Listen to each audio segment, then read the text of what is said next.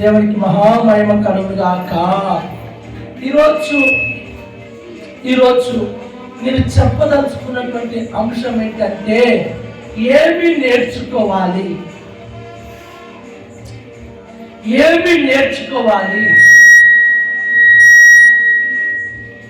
ఎలాంటివి నేర్చుకోవాలి, నేర్చుకోవడం వల్ల మన జీవితాలలో కలిగే ప్రయోజనాలు ఏంటి, మేలులేంటి.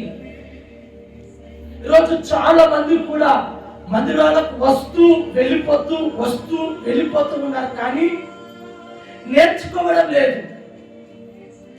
ఒక మాట నన్ను అడగనివ్వండి, మీ పిల్లలు ఉన్నారు, మీ పిల్లలను స్కూల్ పంపిస్తూ ఉన్నారు. ఎందుకు నిమిత్తం మీ పిల్లలను స్కూల్ పంపిస్తున్నారంటే, నా పిల్లలు నాకులాగా కష్టపడకూడదు, నా పిల్లలు నాకులాగా ఎర్రటి ఎండలో పని చేయకూడదు, కాబట్టి నా పిల్లలు చదువుకోవాలి, నా పిల్లలు నేర్చుకోవాలి, నా పిల్లలు ఉన్నత స్థితిలోకి చేర్చబడాలి, నా పిల్లలు ఉద్యోగస్తులు కావాలని చెప్పి ప్రతి తండ్రి కూడా రెక్కలు ముక్కలు చేసుకొని పిల్లలను ఉన్నత చదువులు చదివించుట కొరకై ఉన్నతమైన ఫీజులు కడుతుంటారు. ఉన్నతమైనటువంటి ఫీజులు,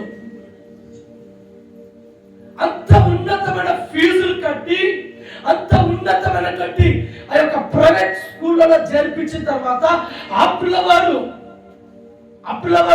చదువుతూ మధ్యలో అటు చదువు అప్పకపోతే లేదా చదువు అంటకపోతే నేర్చుకోకపోతే ఆ తల్లిదండ్రుల కడుపు కోత ఎలా ఉంటుందండి? ఒరే, నీ కొరకు ఇంత డబ్బు పెట్టాం కదా, మేము రెక్కలు ముక్కలు చేసుకుని కష్టపడి నువ్వు బాగా చదవాలి, నువ్వు ఉన్నతమైన చదువు చదవాలని చెప్పేసి వేలు ఫీజులు కట్టాము, అయినా నువ్వు ఎందుకు చదువుకున్నావు, ఎందుకు నేర్చుకోలేకపోతున్నావు అంటే వాడు అనే మాట ఏంటో తెలుసా అండి? డాడీ, నేను వెళ్తున్నాను కానీ టీచర్లు చెప్పెట్టిన బుర్రలకి ఎక్కడము అర్థమవుతుందన్న మాటలు బాగా క్లారిటీగా వినండి, అర్థమవుతాయి. టీచర్ చెప్పెట్టిన మైండ్లకి ఎక్కడము అంటే ఇక్కడ టీచర్లు తప్ప వింటున్నటువంటి స్టూడెంట్స్ తప్ప అని కనుక తీస్తే టీచర్ని ఎక్కడ తప్పు ఉండదండి.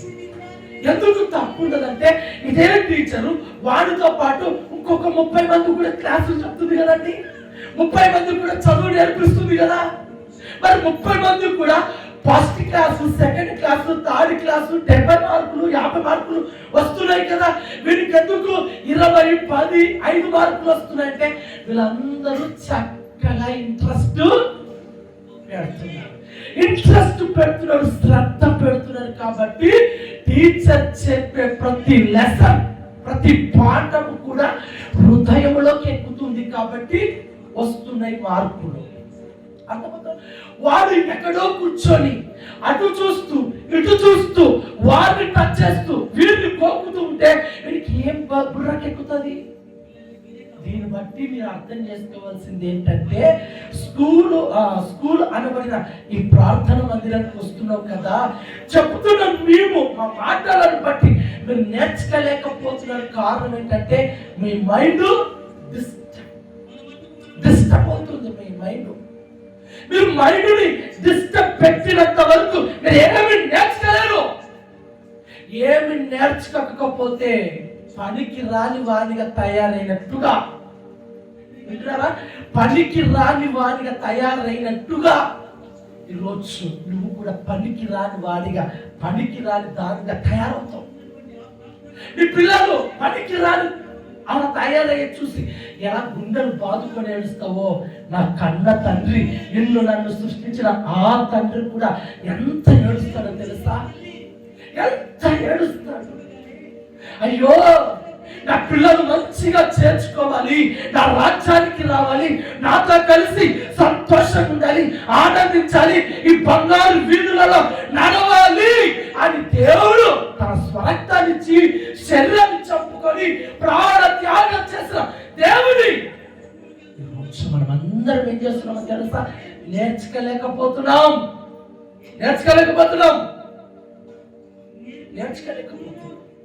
ఇక్కడి నుంచి, ఈ రోజు నుంచి ప్రతి పాఠము, ప్రతి వాక్యము ద్వారా ఏదో ఒక విషయం నేర్చుకొని బయట అడుగు పెడుతుగాక. అలా నేర్చుకున్న వాళ్ళు బాగుపడ్డారు. అలా నేర్చుకున్న వారు ఉన్నత స్థితిలోకి చేర్చబడ్డారు. అలా నేర్చుకున్న వారు ఉన్నతమైనటువంటి మార్గాలలో ప్రయాణము చేస్తారు. నేర్చుకోలేనటువంటి వారు మన కళ్ళెదురుగా ఒక ఆత్మీయుడిగా, ఒక ఆత్మీయురాలుగా నువ్వు ఆత్మ సంబంధమైనటువంటి వాక్యము ద్వారా నువ్వు నేర్చుకోగలిగితే నీ ఆత్మ బాగా వినండి, మీ ఆత్మ ప్రభు సన్నిధిలోకి చేర్చుకుంటాడు. మీరు కనుక విన్నట్టుగా విని ఇక్కడ నుండి వెళ్ళిపోయి ఏమి నేర్చుకోకుండా ఉంటే అదే ఆత్మ నరకంలో పాడేసి ఏడుస్తూ ఉంటాడు. మరి నేర్చుకోవాలి. ఏం నేర్చుకోవాలో ఓ 3 విషయాలు చెప్తాను. సమయం ఉంటే ఓ 3 విషయాలు చెప్తాను. అందులో మొదటి పాయింట్ ఏంటంటే దేవునికి భయపడడం నేర్చుకోవాలి. ఇంటున్నారు నా మాటలు? దేవునికి భయపడడం నేర్చుకోవాలి. రెండో పాయింట్ ఏంటంటే మంచి పనులు చేయడానికి నేర్చుకోవాలి. అర్థమవుతుందా? మంచి పనులు శ్రద్ధగా, మంచి పనులు కష్టమైన, మంచి పనులు చేత కాకపోయినా చేయడానికి నేర్చుకోవాలి. 3 సంతృప్తి కలిగి ఉండడానికి నేర్చుకోవాలి. ఏం కలిగి ఉండడానికి నేర్చుకోవాలి? సంతృప్తి. నాకు అది లేదు, నాకు ఇది లేదు, నాకు అది తక్కువ చేస్తావు, ఇది తక్కువ చేస్తావు, నేను మా పుట్టింటికి పోతాను చెప్పేసి పుట్టిల్లు గిట్టిల్లు అన్నామంటే ఏమవుతుందండి? అర్థమవుతుందా? సంతృప్తి కలిగి ఉండడం నేర్చుకోవాలి. మొదటిది దేవునికి భయపడడం నేర్చుకోవాలి. 2 భక్తి శ్రద్ధలతో మంచి పనులు చేయుట నేర్చుకోవాలి. 3 సంతృప్తి కలిగి ఉండడము నేర్చుకోవాలి. ఈ 3 కనుక ఈ రోజు ఇక్కడి నుండి నేర్చుకోగలిగితే నిజంగా చెప్తున్నానండి, ఆ రాజ్యంలో శ్రేష్టమైన స్థానాన్ని సంపాదించుకుంటాం. ఇక్కడ ఈ భూలోకంలో నీవు శ్రేష్టమైన స్థానాన్ని సంపాదించుకుందుగాక. మన 3 విషయాలలో నేను చెప్తాను, మీరు చాలా శ్రద్ధగా చూడండి. మత్తయి సువార్తమానము 11వ అధ్యాయము 29వ వచనం, పేజ్ నంబర్ 12.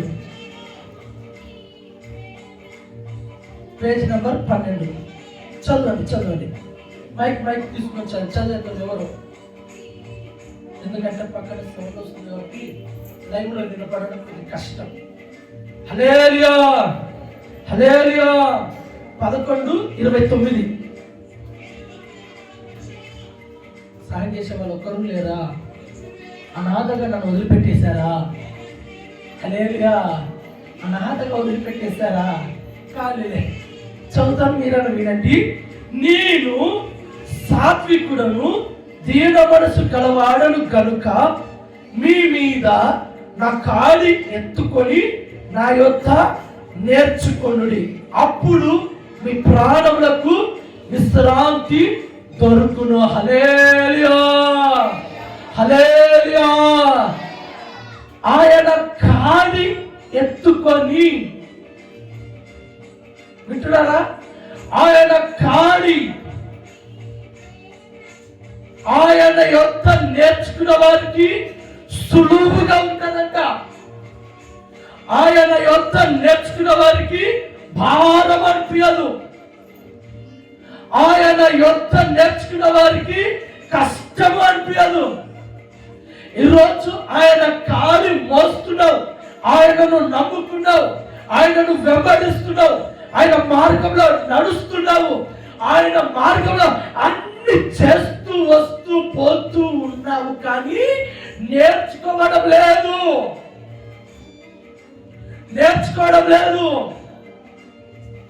కాడి పెట్టాడు. నీ పైన ఒక కాడి, నీ పైన ఒక కాడి, నా పైన ఒక కాడి పెట్టాడు. ఆ కాడి ఈజీగా కావాలి. అర్థమవుతుందా? ఈజీగా కావాలి. ఒక 2 ఎకరాల పొలం ఉందనుకుందాం. ఓ 2 ఎకరాల పొలంలోన కలుపు తీయాలి. కలుపు తీయాలి. ఆ పొలము కలిగినటువంటి యజమానుడు, యజమానురాలు బహు పీషినారులు. ఎంత పీషినారులు అంటే బ్యాలు అయిపోతుందని చెప్పేసి అన్ని బ్యాలు వేసుకొని దాంట్లో కారము, దాంట్లో ఉప్పు, దాంట్లో వేసుకొని కలుపుకొని తినే రకం. ఇంత పీషినారి కలిగినటువంటి ఈ యజమానుడు, ఈ యజమానురాలు పంట పొలంలో కలుపు మొక్కలు తీయడానికి వాళ్ళు కూలీలు ఇవ్వడానికి ఒప్పుకుంటారా? సస్యమేనా? ఒప్పుకోరు. మరి ఏం చేస్తారంటే వీళ్ళే దాంట్లోకి వెళ్ళి తీస్తూ ఉన్నారు. బాగా వినండి, తీస్తూ ఉన్నారు. ఇద్దరు 2 ఎకరాలు పొలంలోన వీళ్ళు ఆ కలుపు మొక్క ఉదయం నుంచి సాయంత్రం వరకు తీస్తూ ఉన్నారు. ఎంత తీయగలుగుతారు? ఎంత తీయగలుగుతారు? ఆ 2 ఎకరాలలో కలుపు మొక్క తీయడానికి దాదాపుగా ఓ 10 రోజులు పడుతుందండి. 10 రోజులు పడుతుంది. 10 రోజుల కల్లా అయిపోయేపాటికి మొదలు పెట్టిన ఫస్ట్ రోజు పెరికి వేసినది మరలా పెరగకుండా ఉంటుందా? వింటున్నారు? మరలా అర్థమవుతుందా? 10 రోజులు సమయం పడుతుంది. పెద్ద పీసినారోళ్ళు. ఒకరికి డబ్బు పోకూడదు, ఏమి పోకూడదు, వాళ్ళ డబ్బే మనకి కావాలి. ఆ 10 రోజులు ఇద్దరు కష్టపడుతున్నారు. అమ్మయ్య మొత్తం పెరికేసుకున్నామని వచ్చి చూస్తే మొదట్లో ప్రారంభించే పెరికి వేయబడిన చోట మరలా ఏం చేసిందండి?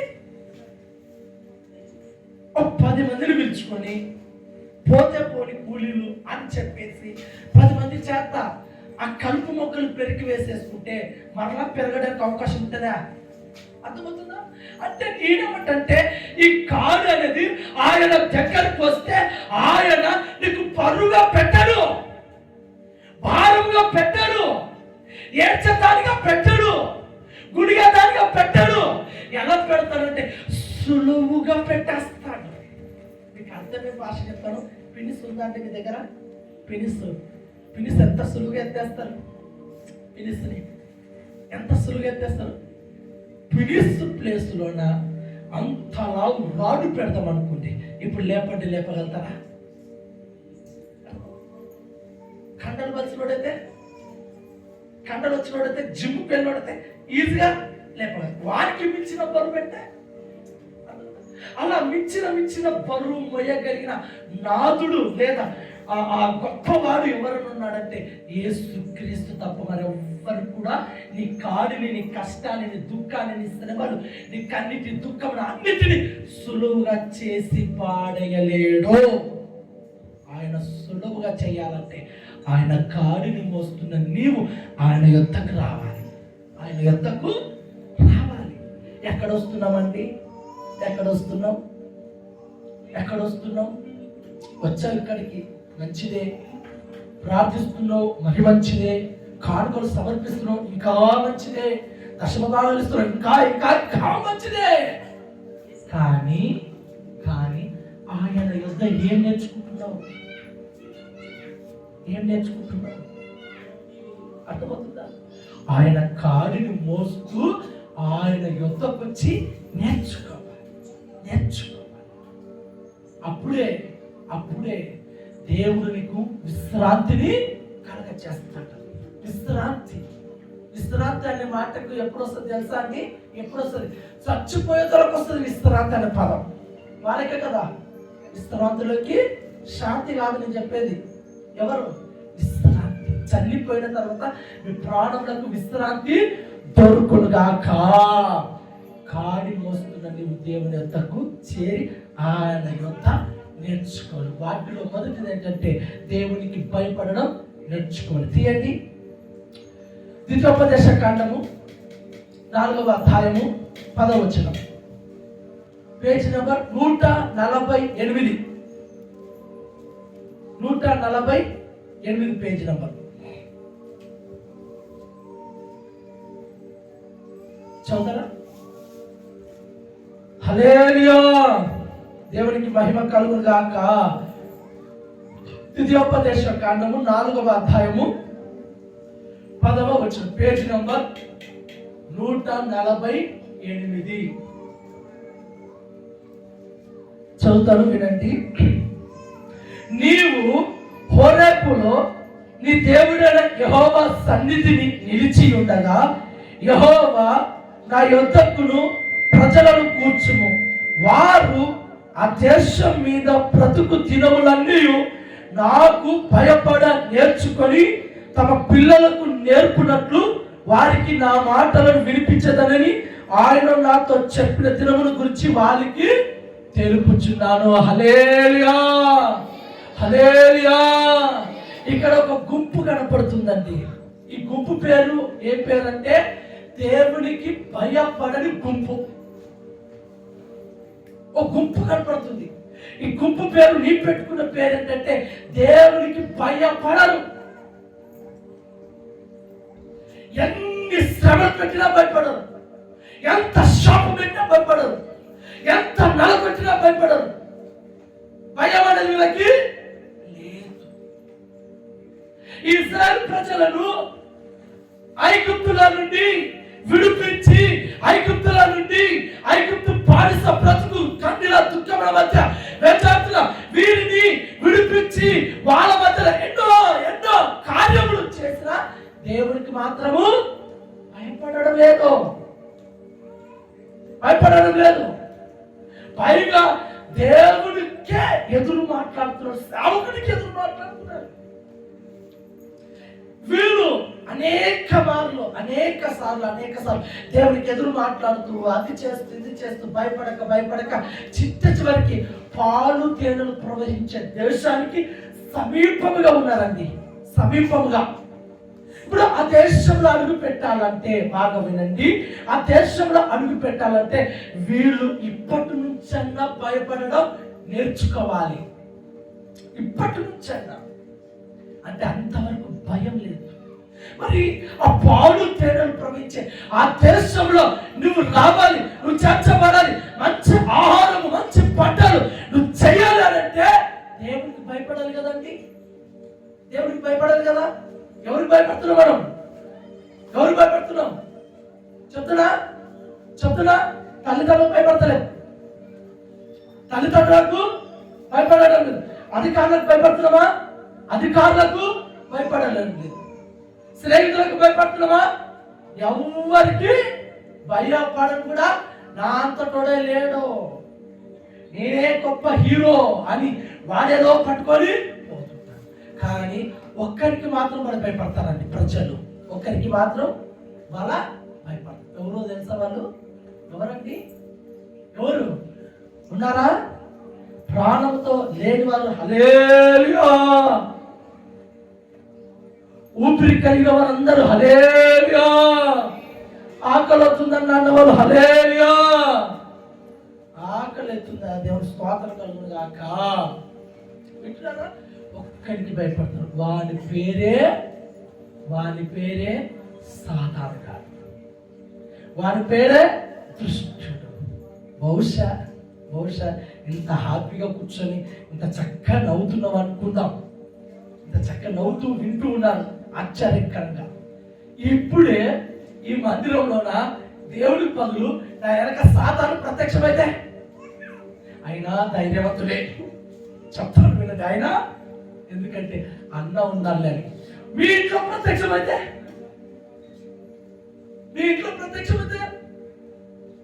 అమ్మా విజయమ్మా పలగంతలు లేదు. అమ్మా విజయమ్మా సందీపు నాయన పౌలు అన్నను పిలిపి రాత్రి నాకు కళ్ళలో దయ్యం వచ్చింది, నా గొంతు విసుకుతున్నట్టుగా. మరణ చిత్రం ఏంటో తెలుసా? అన్న వస్తా గ్యాస్ రక్తం డబ్బా తీసుకురామన్నా. ఏంటి వచ్చినాక మరల వాక్యం మొదలు పెట్టడం కొంత మన సంగతి చెప్పింది. వాక్యం మొదలు పెట్టక మునిపే అన్నా నాకు అది కనపడిందన్నా, మా ఇంట్లో ఏసు రక్తం చల్లవా? యేసు రక్తము అంటే ప్రాణం ఇచ్చినటువంటి, ఆహారం పెడుతున్నటువంటి, ఆరోగ్యం ఇచ్చినటువంటి, శక్తినిచ్చినటువంటి, అన్నిటిని కలగ చేసిన సృష్టికర్తకు భయపడడం లేదు. అన్నిటిని సర్వనాశనము చేస్తున్నటువంటి దుష్టునికి భయపడుతున్నాం మనం, దురాత్మకు భయపడుతున్నాం మనం, వాడు ఎదిరించలేకపోతున్నాం. కారణం ఏంటో తెలుసా? నేర్చుకోలేదు కాబట్టి. అర్థమవుతుందా? వీళ్ళు కూడా ఒకవేళ కానాను దేశంలోకి వెళ్ళిన తర్వాత అక్కడ వీరి యొద్దకు దుష్టుడు వస్తాడు, దుష్టుడు భయపెట్టిస్తాడు, రాజులు వస్తారు, వాళ్ళు భయపెట్టిస్తారేమో అని చెప్పేసి వాళ్ళకు కాదు, నాకు భయపడు, నాకు భయపడు, నాకు భయపడితే మీకు విశ్రాంతి. దేవునికి భయపడడం లేదు. ఒకడు ఏం చేశాడు తెలుసా? చర్చకొచ్చాడు. ఎంత భక్తిపరుడు అంటే ఎంత భక్తిపరుడు. మంచి తెల్లని వస్త్రాలు వేసుకున్నాడు, తెల్లని వస్త్రాలు వేసుకున్నాడు, మంచిగా బైబిల్ పట్టుకున్నాడు. వస్తే ఏం చేస్తాడు తెలుసా? ఏం చేస్తాడు తెలుసా? సారాయి ప్యాకెట్, వినండి, సారాయి ప్యాకెట్, బీడీలు, సిగరెట్లు అన్ని పట్టుకొచ్చుకునేవాడు. అన్ని పట్టుకొచ్చుకొని ఏం చేసేవాడంటే అంత దూరంలో చర్చి కనపడుతుందమ్మా, వింటున్నారా? అంత దూరంలో చర్చి కనపడినప్పుడు ఆయన భార్యను, ఏమే నువ్వు ముందు వెళ్ళు, నేను కాస్త వికృతి చూసుకొని వస్తాను, కాస్త వికృతి చూసుకొని వస్తాను, కాస్త బయటకు వేస్తానని చెప్పేవాడు. పాప ఆ ఇంటి ఇళ్ళకి ఏం అర్థం కాదు కదా, ఆ ఇంటి ఇళ్ళకి ఏం అర్థము అయ్యేది. సరే అని చెప్పేసి ఆ ఇంటి ఇల్లాలు చర్చిలోకి వెళ్ళేసరికి ఈయన ఏం చేశాడు తెలుసా? ఆ తీసుకొచ్చుకున్న బీడి కట్ట, సారాయి ప్యాకెట్, అగ్గి పెట్ట ఏం చేసేవాడు తెలుసా? భద్రంగా ఒక చోట దాచిపెట్టుకునేవాడు. దాచిపెట్టుకొని చర్చిలోకి వచ్చి ముందు వరుసలో కూర్చొని బాగా స్తుతించి ఆరాధించేవాడు, బాగా స్తుతించి ఆరాధించేవాడు. మరలా పోత ఇంటికి వెళ్తా మరలా ఇంటి ఇళ్ళను కొంచెం ముందు పోయాను అన్నాడు. ఆమెకు అర్థం కాదు. ఇలా ప్రతి ఆదివారం ఇది ఒక తతంగా జరుగుతూనే ఉంది. అర్థమైందా? ప్రతి వారం కూడా ఇది ఒక తతంగం అలా కొనసాగుతుంది. ఆ ఇంటి ఇళ్ళకు ఒకటి అర్థమైంది, ఏంటి నా భర్త ప్రతి ఆదివారం కూడా నన్ను ముందు పంపిస్తాడు, చర్చిలోకి వెళ్ళేటప్పుడు నన్ను ముందు పంపిస్తాడు, ఈయనేమో తర్వాత వస్తాడు, మళ్ళీ ప్రార్థన అయిపోయాక నన్ను ముందు పంపిస్తా, తర్వాత ఈయన వస్తాడు, ఏంటి ఈ రాష్ట్రం ఛేదించాలని చెప్పేసి ఆ ఇంటి ఇళ్ళాలు ఆ మందిరం గేటు వారికి నిలబడి పోయినట్టుగా నటించి అక్కడ కూడా తొంగి చూస్తుంది. తొంగి చూసే పాటికి ఆ వచ్చిన ఆ వ్యక్తి ఏం చేస్తాడు తెలుసా? ఆ బీడి కట్ట, ఆ సారా ప్యాకెట్, అగ్గి పెట్ట అన్ని ఒక చోట దాచిపెట్టడం ఏం చేస్తాడు చూసింది. ఆహా, నువ్వు ఇంత పని చేస్తావా రా అనే సంగతి చెప్తా అని చెప్పేసి చక్కగా ప్రార్థన అయిపోయింది. ప్రార్థన అయిపోయిన తర్వాత సేవకునితో చెప్పేసింది, సార్ మా ఆయన వచ్చేటప్పుడు పోయేటప్పుడు బీడీల కట్ట, అగ్గిపెట్టల వల్ల దాచి పెడుతున్నాడు సార్ అని చెప్పేసింది. ఆయన ఏం చేస్తారు తెలుసా?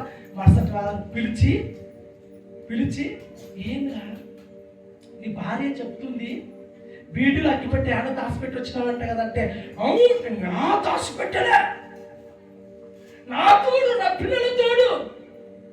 అర్థమవుతుందా? నేను దాచిపెట్టలే, నీ పెట్టలంటే అబద్ధం ఆడేవంట చూడు అని చెప్పేసి గద్దించినాడండి సేవకుడు. అయినా రవ్వంత భయం కూడా కలగలేదు. కొద్ది రోజులు గడిచిన తర్వాత తన జీవితంలో భయంకరమైన సమస్య ఎదురైపోయేపాటికి అప్పుడు సేవకుని దగ్గరకు వచ్చి, అయ్యా నేను తప్పు చేశాను, నేను పొరపాటు చేశాను. ఆ రోజులలో నా భార్య చెప్పినట్టుగానే నేను మందిరానికి వస్తున్నప్పుడు బీడీలు, సిగరెట్లు, నష్టం అన్ని కూడా దాచిపెట్టి వచ్చేవాడిని, పోయేటప్పుడు తీసుకొని పోయేవాడిని. నువ్వు గద్దించినా, నువ్వు తిట్టినా, నువ్వు అడిగినా నేను మాత్రము సమర్థించుకున్నానని చెప్పేసి అతనితో నిజం ఒప్పుకున్నప్పుడు అతనికి అంటుకున్న రోగము విడిచిపెట్టి పోయిందండి.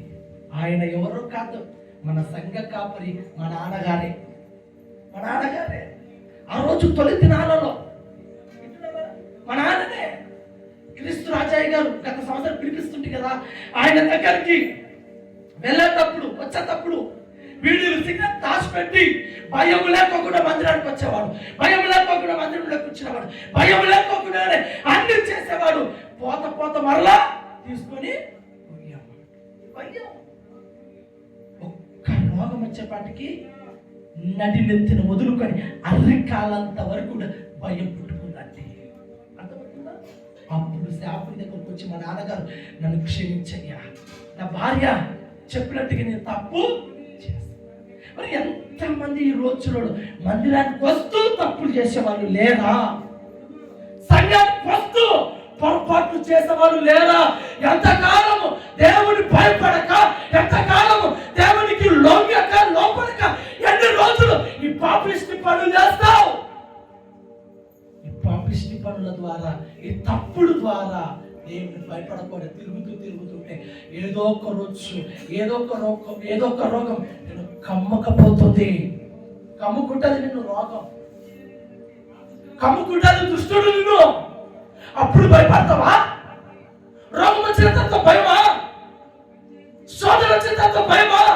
సాతాను పట్టుకొని కేకలేస్తూ రంగలేస్తున్నప్పుడు అప్పుడు ఆయన భయపడది. బాగున్నప్పుడు భయపడి చావచ్చు కదా. మంచిగా ఉన్నప్పుడు, ఆరోగ్యంగా ఉన్నప్పుడు దేవునికి భయపడి చచ్చిందే ఈ రోజు నీ స్థితి అలా ఉండేది కాదు కదండి. ఈరోజు స్థుతి ఆరాధన పాట పాడారు కదా, వేరు చేయక ఉండలేదు. ఆలోచించండి. దేవునికి భయపడాలి, దేవునికి భయపడాలి. ఎందుకు దేవునికి భయపడాలని ఒక్కనిచ్చి ఇంత గట్టిగా చెప్తున్నంటే, దేవుని చేతిలో సృష్టి ఉంది. దేవుని చేతిలో సృష్టి ఉంది. దేవుని చేతిలో పరలోక రాజ్యము. ఆ దేశంలోకి వెళ్ళక మునిపే నాకు భయపడేటట్టుగా నీవు ఉండు, నీ పిల్లలకు కూడా నేర్పించు. అప్పుడే ఆ దేశంలో విశ్రాంతిగా, శాంతిగా, సమాధానముగా బ్రతుకుతువుగాక. మిమ్మల్ని కాదు, వాళ్ళని. భయపడడం నేర్చుకోవాలి. భయపడకపోతే వెనకటి ఒక పాట ఉంది. ఏం పాట తెలుసా? తల్లి జాడ పిల్లకు లేక, పిల్ల జాడ తల్లికి లేక, తల్లి జాడ పిల్లకు లేక, పిల్ల జాడ తల్లికి లేక, అనాథగా అరిచే రోజు. ఆ రోజులు రాకూడదు తల్లి. భయపడండి. ఇప్పుడు అనాథగా వచ్చే రోజులు వస్తాయి. అర్థమవుతుందా? నువ్వు దేవునికి భయపడక ఇష్టం వచ్చినట్టు తిరిగితే రేపు పొద్దున నీ భర్త నిన్ను పట్టించుకోండి, నీ భార్య నిన్ను పట్టించుకుని, నీ పిల్లలు ఎందుకో తెలుసా? నీ తప్పులు తెలిసేటట్టుగా వాటిని కూడా పట్టించుకోకున్నట్టుగా చేస్తా. దేవునికి భయపడాలి, వాక్యానికి భయపడాలి. వింటున్నారా? ప్రతి వారు కూడా ఎంతో ఎంతో సేవకులు చెప్తూ ఉన్నారు కదా, భయపడాలి. మీకు ఒక విషయం చెప్పేస్తా. నోహావు మనకి అందరికీ సుపరిచితుడే. వింటున్నారా? నోహావు రాక మునుపు దేవుడు ఉగ్రత తెలియదు. బాగా వినండి, దేవుడు ఉగ్రత తెలియదు. నోహావు కాలం రాక మునుపు ఎలాంటి శాపం కానీ ఎలాంటిది ఇదేమీ కూడా కనబడడం లేదు. నోహావు కాలం వచ్చింది, అప్పటికే ప్రజలు విస్తరిస్తూ పాపానికి అలవాటు పడిపోయారు. ఎంతటి పాపం అంటే వాయ లేదు, వరుస లేదు, ఇష్టం వచ్చినట్టుగా ప్రవర్తిస్తూ ఉన్నారు, తిరుగుతున్నారు, సంచరిస్తూ ఉన్నారు. ఆ కాలంలోనే వాళ్ళ మధ్యలోనే నోహావు అనబడిన ఒక కుటుంబము సంచరిస్తుంది. బాగా వినండి. వింటున్నారా? హల్లెలూయా. చేతులెత్తి చెప్తాం హల్లెలూయా, హల్లెలూయా. ఆ కాలంలోనే వారి మధ్యలోనే నోహావు అనబడిన కుటుంబము బ్రతుకుతుంది. దేవుడు చూశాడు. ఇప్పటికైనా నాకు భయపడతారేమో, ఇప్పటికైనా అనుకొని చూసి ఏం చేశాడో తెలుసా? శాపుని పిలిచాడు. అయ్యా నోహావు, దా నా దగ్గరకు ఒకరు వస్తారా? ఎవరొకరు వస్తారా? దేవునికి మహిమ కలుగునుగా. అక్క నువ్వే నోహావు, మా తాతవి, దేవుడికి స్తోత్రం కలుగునుగా. అక్క మరింత ఎక్స్పీరియన్స్ గా అర్థమవుటకు దేవునికి స్తోత్రం కలుగుగాక నోహావు వచ్చాడు. అర్థమవుతుందా? నోహావు వచ్చాడు, పిలిచాడు. పిలిచిన తర్వాత వినండి, బాగా వినండి. దేవుడితో అంటున్నాడు, ఏంటి ప్రభువా నన్ను పిలిచావని అడుగుతున్నాడు నోహావు. అడిగినప్పుడు దేవుడు చెప్తూ ఉన్నాడు, ఏంటో తెలుసా? అయ్యా, నేను చాలా కాలం నుంచి, చాలా రోజుల నుంచి, చాలా నెలల నుంచి వీరందరినీ చూస్తున్నాను. వీరందరూ రోజు రోజుకి పాపం ఎక్కువగా చేసేస్తున్నారు. నాకు భయపడడం లేదు, నా మాటకు విలువ ఇవ్వడము అని యేసు ప్రభు నోహవుతో చెప్పినప్పుడు ఈ నోహవు ఏం చేశాడంటే, అందుకు నేను ఏం చేయాలంటే, నువ్వు చేయవలసిన పని ఏంటో తెలుసా? నీవు నా ఎదుట యథార్థవంతుడిగా, నీతిగా, నిజాయితీగా, నీవు నీ కుటుంబం మాత్రమే కనబడింది కాబట్టి నేను నీకు ఒక పనిని అప్పగిస్తున్నాను, ఆ పని చెయ్యి. ఆ పని కూడా నీ వేలు కొరకే అంటున్నాడు. ఏం పని ప్రభు అని అన్నప్పుడు, ఇదిగో నీ కొరకు, నీ కుటుంబం కొరకు ఒక ఓడను సిద్ధము చేసుకో. అందుకు ఇతను అడుగుతాడు, ఏంటికి ఓడ, ఎందుకు ఈ ఓడ, ఏం చేయడానికి ఈ ఓడ అన్నప్పుడు యేసు ప్రభు ఏమంటున్నాడంటే, దేవుడు ఏమంటున్నాడంటే, ఈ ప్రజలను 40 రాత్రులు ప్రచండమైనటువంటి పౌలు రాత్రులు వర్షము చేత తుడిచివేయ పెట్టబోతున్నాను. వింటున్నారు? బాగానే తుడిచివేయబోతున్నాను అన్నట్టుగానే దేవుని మాటకు విధేయత చూపించాడు, దేవుని మాటకు లోపడ్డాడు, దేవునికి భయపడ్డాడు.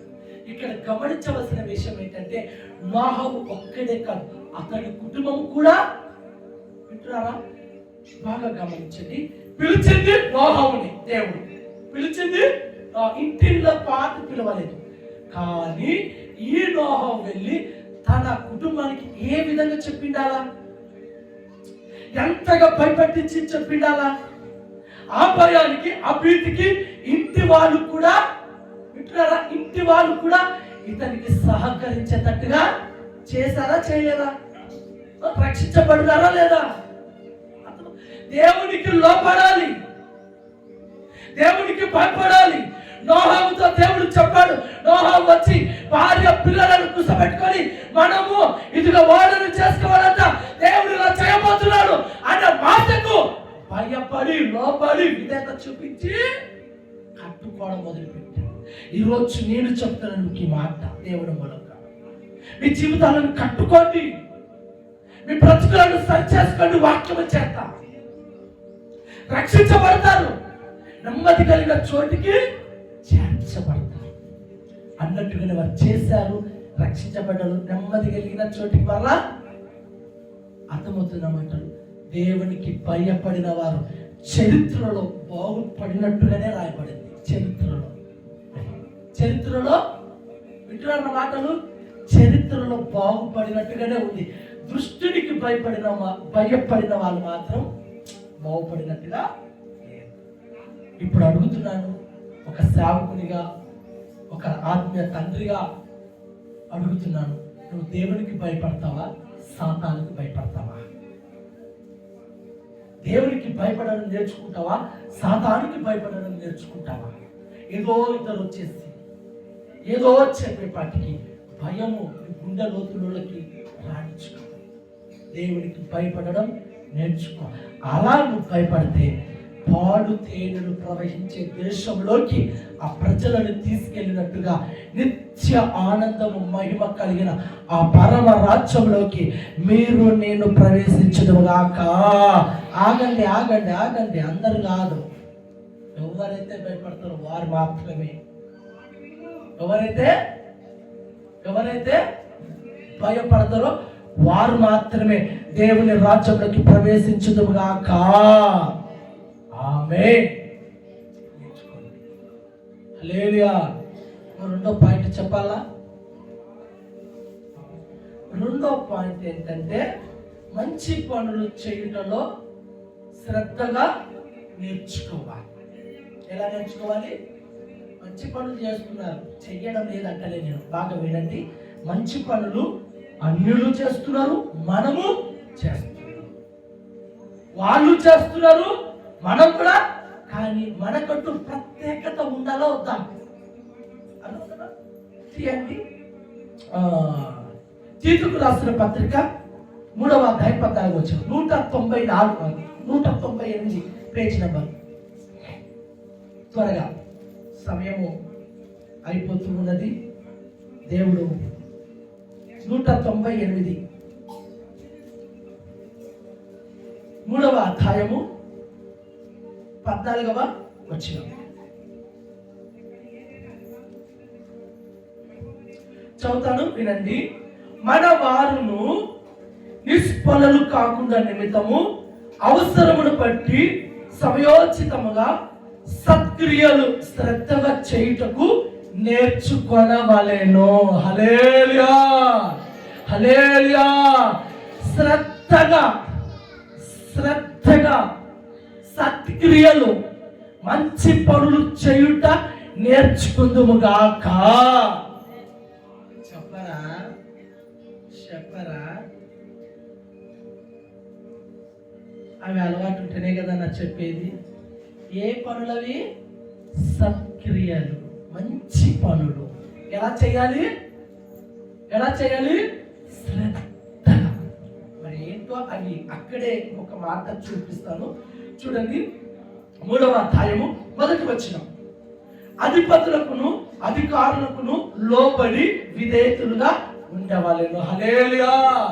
మంచి పనులు, సత్క్రియలు అంటే ఓ పూట భోజనం పెట్టి, వస్త్రాలు ఇచ్చి, నీళ్ళు ఇచ్చి, అప్పులు ఇచ్చి ఇవి కాదు. వీటికంటే శ్రేష్టమైనటువంటి అధికారులకు, చెప్పండి, అధికారులకు లోబడాలి, అధిపతులకు లోబడాలి.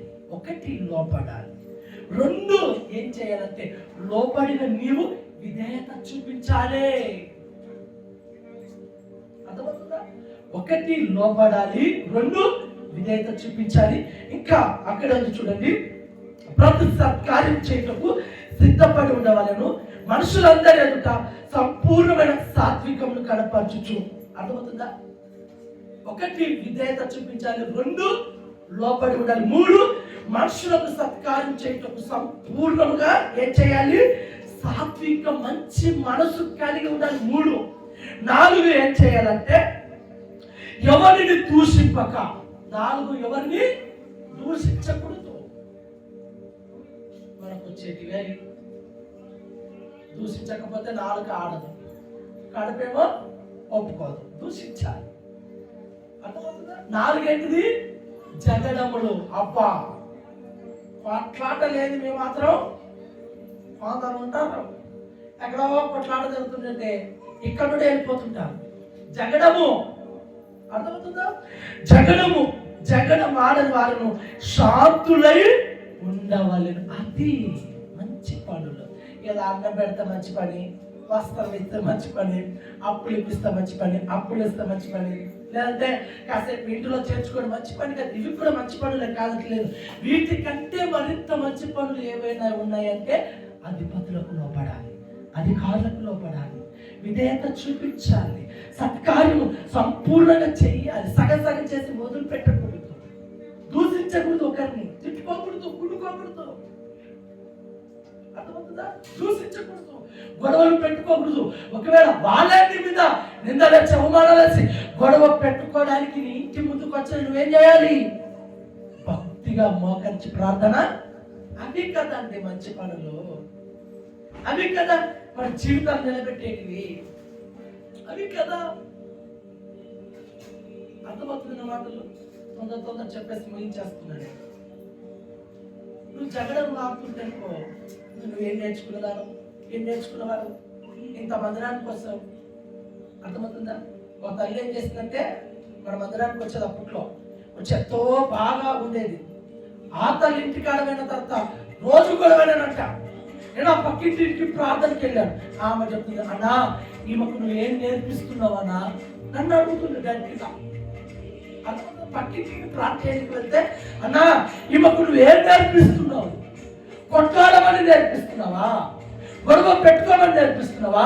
దూషించమని నేర్పిస్తున్నావా అని చెప్పేసి ప్రశ్న వేస్తుంది. ఈ యొక్క మధ్యాహ్నంలో నిన్ను కూడా అలా ప్రశ్న వేసే వాళ్ళు వస్తారు.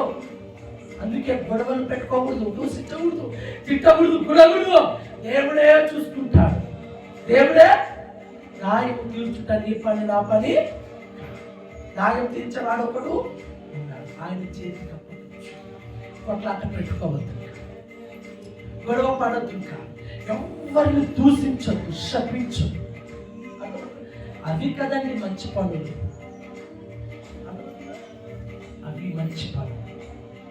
అవి చెయ్యండి, నిశ్చయంగా మీ పేరు ప్రఖ్యాతి దేశ నలుమూలల ప్రాఖ్యాతగా ప్రభు చెయ్యడు గాక. హల్లెలూయా. మూడో విషయం కూడా చెప్పేస్తాను. మూడో విషయం ఏంటంటే సంతృప్తి కలిగి ఉండాలి. సంతృప్తి వాక్యం కూడా ఫిలిప్పీయులకు రాసిన పత్రిక 4:12, 180 పేజీ నంబర్ 180.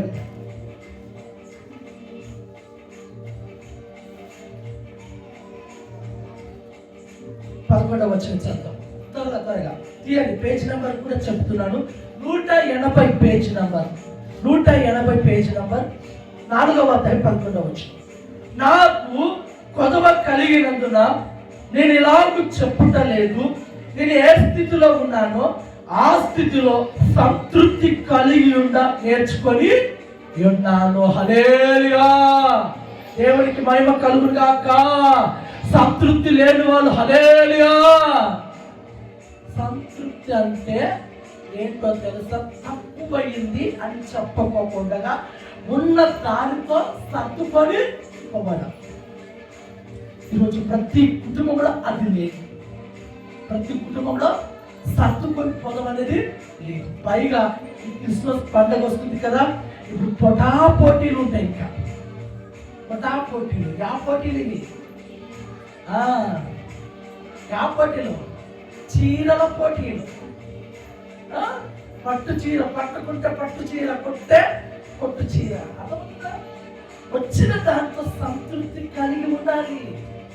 నీ దగ్గర ఉన్న డబ్బుతో, నీ దగ్గర ఉన్నటువంటి ధనముతో తగిన వస్తువు కొనుక్కొని వాటితో సంతృప్తి ఉండడం నేర్చుకోవాలి.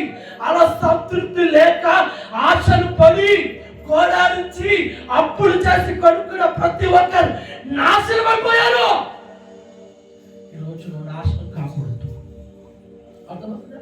ఈరోజు నువ్వు బాగుపడాలంటే ఉన్న వాటితో ఏం కలిగి ఉండడం నేర్చుకోవాలండి. ఏం కలిగి ఉండడం నేర్చుకోవాలి? అర్థమవుతుందా? సంతృప్తి కలిగి.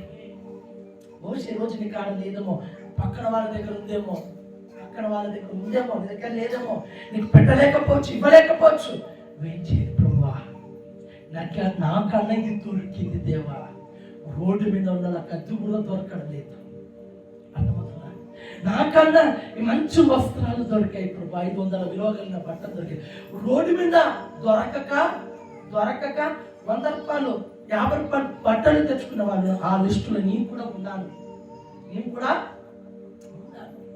నేనే గొప్పగా చెప్పడం లేదు. ఉన్న వాటితో ఏం చేయాలండి?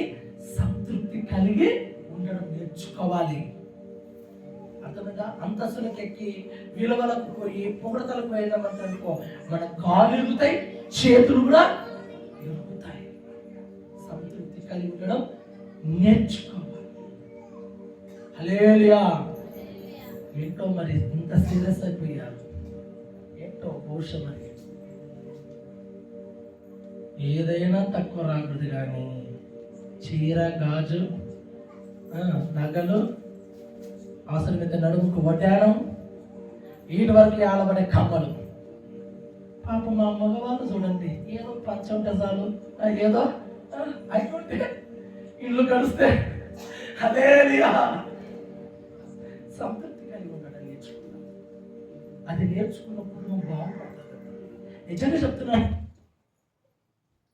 మంటలేసింది సాతానికి. హల్లెలూయా, హల్లెలూయా. సంతృప్తి కలిగి ఉండడం నేర్చుకుంటే అందులో ఉన్నటువంటి సుఖ సంతోషం కంటే, సమాధానం కంటే మరొకటి లేదు, ఉండదు కూడా. సంతృప్తి ఉన్న దానితోనే సర్దుకుపోవడం నేర్చుకుందుముగాక. హల్లెలూయా. చేతులెత్తి చెప్తామా? హల్లెలూయా. మొదటగా ఏం నేర్చుకోవాలండి?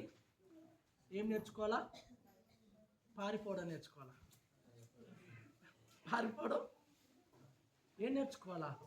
దేవునికి భయపడడం నేర్చుకోవాలి.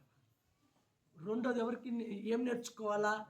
మంచి పనులు శ్రద్ధ కలిగి చేయుటలో వాటిలోన అధిపతులకు అధికారులకు లోపడడం అదొక మంచి పనే కాదా? అర్థమవుతుందా? సత్క్రియ సాత్వికంతో చేయడం అదొక మంచి పనే కాదా? దూషించకుండా నీ నోటిని ఏం చేయాలా? ఏం చేయాలా? ఇంటికి పోతానే కుట్టేసుకోవాలా. అంతవరకు నీ నోటిని అట్నే ఫ్రీగా పెట్టేస్తాడా? పోయేటప్పుడు ఇంకా స్టార్ట్ యుద్ధం. అప్పుడు ఏదో పాట పాడారు ఒక దైవజనుడు, యుద్ధము యెహోవాదే. ఇప్పుడు ఆ పాట రాదు.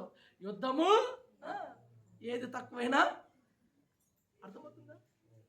దూషించొద్దు, జగడమాడవద్దు, గొడవలు పెట్టుకోవద్దు, శాంతమూర్తివి కలిగి ఉండడం నేర్చుకో. మూడవది సంతృప్తి కలిగి, అర్థమవుతుందా? సంతృప్తి కలిగి ఉండడం నేర్చుకుందుముగాక. ఉండడం నేర్చుకుందాం కాక. ఈ రోజు నుంచి దృష్టునికి భయపడక మనల్ని సృష్టించినటువంటి సృష్టి తన చేతుల్లో ఉన్నటువంటి సృష్టికర్తమైన దేవునికి భయపడదుముగాక. మంచి పనులు శ్రద్ధతో చేయుటకు మనము భయపడదుముగాక, నేర్చుకుందుముగాక. సంతృప్తి కలిగి ఉన్న వాటితో సర్దుకుపోయే ఆ యొక్క మంచి గుణము మనం నేర్చుకుందుముగాక. మోకరించి ప్రార్థన చేసుకుందాం. దేవుడు ఈ మాటలన్నిటిని మన హృదయంలో భద్రపరచునిగాక. ఇప్పుడు చక్కటి తీర్మానం తీసుకోండి. ప్రభువా, ఇక మీదట నేను భయపడతానయ్యా, నీకు భయపడతాను. ఎవరికి? దేవునికి భయపడతాను. దేవా,